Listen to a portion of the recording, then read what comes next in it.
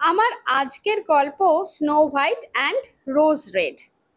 এটি একটি জনপ্রিয় জার্মান রূপকথার গল্প যেটি ব্রাদার্স গ্রিম সংগ্রহ করেছিলেন।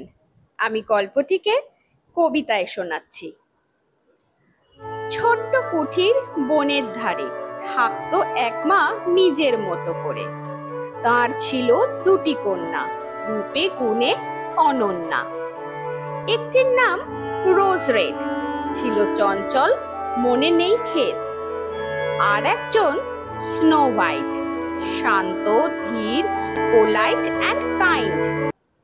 দিন কাটে এমনি করে, তাদের যত্নে গাছপালা প্রাণীরা সব ওঠে বেড়ে। পাখিরা আনন্দে গান করে ডালে ডালে ঘুরে। হঠাৎ একদিন শীতের রাতে দরজায় টোকা পড়ে। হয় মা জিজ্ঞেস করে, কে ওখানে? কে এলো এখন ঘরে? ভেতরে এলো এক কালো ভালুক, দেহে বরফ জড়ানো, চোখে কষ্ট, মুখে ভয়, কাঁপছে থরো থরো, মায়ায় ভরা তাকানো। রোজ রেড বলে ওঠে, ভয় কিসের তোমার? তুমি এসে আগুনের পাশে বসো, গরম হও এবার। স্নো হোয়াইট ছুটে গিয়ে কাঁথা মেলে ধরে। ভালুক ওখানে বসে পড়ে। এইভাবে রাত গড়ালো হাসি গল্প দিয়ে। ভোর হলে ভালুক চলে গেল বনের পথ দিয়ে। ভালুক আসতো প্রতিদিন, আগুনের পাশে বসতো।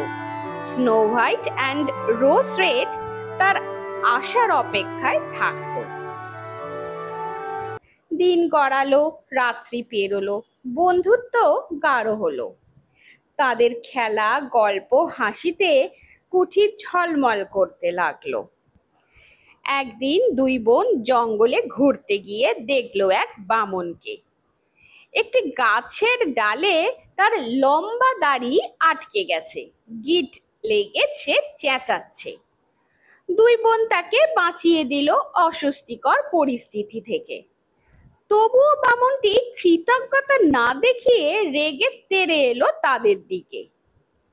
এরপর আরো দুইবার তারা বাঁচালো সেই বামনকে, কখনো নদী, কখনো বা শিয়ালের মুখ থেকে। হঠাৎ একদিন সেই বামনের সাথে বনের মাঝে দেখা, আর তখনই এলো সেই ভালুক, করলো বামনকে ধাওয়া। ভালুক বামনকে ধরতেই পলকেই চমৎকার ঘটল। ভালুক হলো রাজপুত্র, অভিশাপ মুক্ত হলো। জানা গেল ভাল্লুকটি ছিল এক রাজপুত্র, যাকে এই দুষ্ট বামন জাদু বলে ভাল্লুকে পরিণত করেছিল। সে আবার মানুষের রূপ ফিরে পেল। ধুমধাম করে সে স্নো হোয়াইটকে বিবাহ করলো। রোজ রেড বিয়ে করলো রাজপুত্রের ভাইকে। এরপর তারা মাকে নিয়ে গেল রাজপ্রাসাদে। সুখে শান্তিতে বাস করতে লাগলো সকলে। এইভাবেই শেষ হলো এই সুন্দর রূপকথা। আবার আসবো ফিরে। তোমরা লাইক সাবস্ক্রাইব করো, দেরি করো না অযথা।